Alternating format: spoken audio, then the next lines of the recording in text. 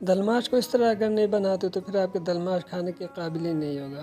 बिस्मिल्लाहिर्रहमानिर्रहीम। फिर आपके खिदमत में दाल माश की रेसिपी लेके हाज़िर हुए। उसके लिए सबसे पहले दाल को अच्छी तरह धोएंगे। धोने के बाद हम दाल माश को भिगोएंगे, साथ में नमक भी ऐड करेंगे। जिस पानी में मैंने भिगोया था इसी पानी में मैंने उबालने के लिए रख दिया है। और हमारा दाल माश 50% कुक हो चुका है, तो हम इसके लिए मसाला बनाएंगे। सबसे पहले ऑयल हम ले लेंगे। ऑयल मैंने 1 कप लिया है। जैसे ही हमारा ऑयल गर्म होता है तो इसमें प्याज ऐड करेंगे। मैंने तकरीबन 4 प्याज बड़े साइज़ के लिए, क्योंकि मैं थोड़ा सा बड़ा ज़्यादा दाल बना रहा हूँ। ये बात जहन में रख ले। दाल माश को धोने के बाद जिस पानी में आपने भिगोना है नमक डाल के, उसी पानी के साथ हम इसको उबालने के लिए रख देंगे। यही ख़ास वजह है कि आपका दाल माश का टेस्ट बेहतर होगा। अब हमारे प्याज ब्राउन हो गए तो अदरक लहसुन का पेस्ट मैंने ऐड किया है। थोड़ा सा मैंने पानी भी ऐड किया है। साथ में हम टमाटर ऐड करेंगे। टमाटर मैंने तकरीबन 5 अदद लिए हैं।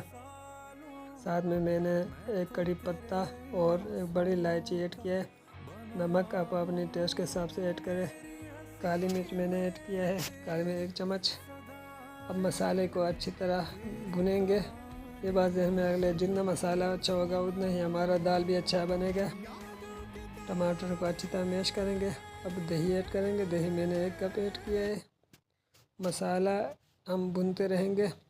हरी मिर्च आप अपने टेस्ट के हिसाब से ऐड करें। अब हमारा दाल ऐड करने का वक्त हो गया, दाल ऐड करेंगे। हमारा दाल जो है तकरीबन तैयार होने वाला। आप इसको तड़का लगाएंगे। तड़का के लिए सबसे पहले हम ऑयल ले लेंगे। वीडियो पसंद आए तो लाइक, कमेंट और चैनल को सब्सक्राइब करें। अब हमारा ऑयल जो है गर्म हो गया, तो इसको प्याज ऐड करेंगे। प्याज मैंने 2 अदद प्याज लिए हैं बड़े साइज़ के। हल्का सा ब्राउन हो जाए तो अदरक लहसुन ऐड करेंगे। मैंने छोटे छोटे साइज़ में काटे हैं।